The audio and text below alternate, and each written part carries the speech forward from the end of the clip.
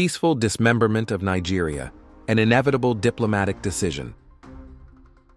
The peaceful dismemberment of Nigeria remains an immense and inevitable decision, one that could bring diplomatic success and stability across West Africa.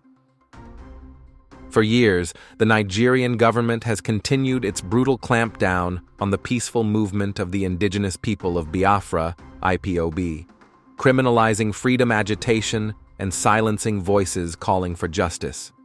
Yet, these actions have not weakened the genuine resolve of the Biafran people. For over a decade, IPOB has consistently called for a United Nations-supervised referendum to allow the people of Biafra to decide their own future and coexistence with Nigeria. Under the leadership of Mazi Nnamdi Kanu, IPOB has pursued the restoration of Biafra through lawful and civilized means, guided by discipline, structure, and respect for international norms.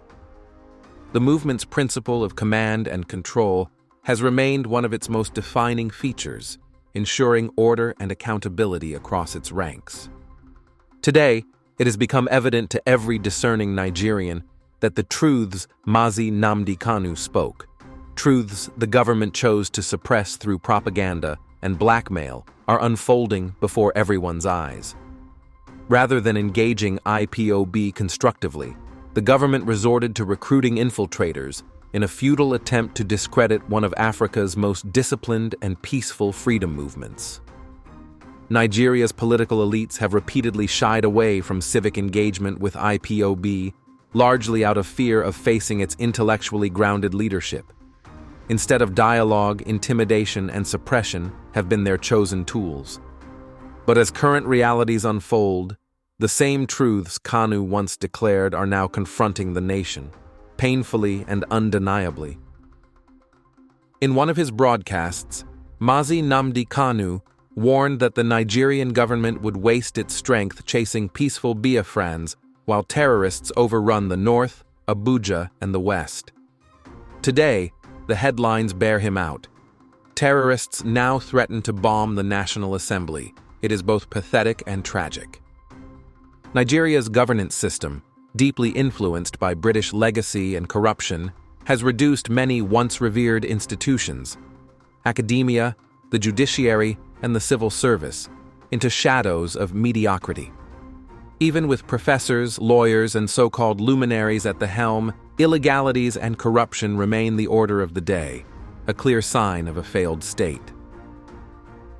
Whether one hates or admires IPOB, its disciplined leadership and ideological clarity cannot be denied.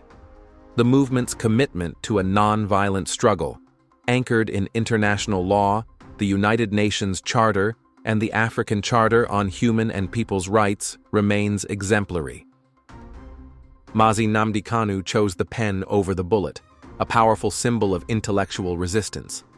Before Justice James Omotosho, his self-defense demonstrated the essence of self-determination, the courage to lead from the front.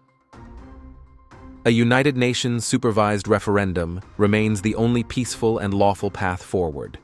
The continued detention of Mazi Nnamdi Kanu will not preserve Nigeria. It will hasten its collapse. We therefore call on President Ahmed Bola Tinubu to unconditionally release Mazi Nnamdi Kanu and initiate a civic dialogue with IPOB leadership to organize a peaceful, internationally monitored referendum, so the people of Biafra may freely decide their future. Family Writers Press International.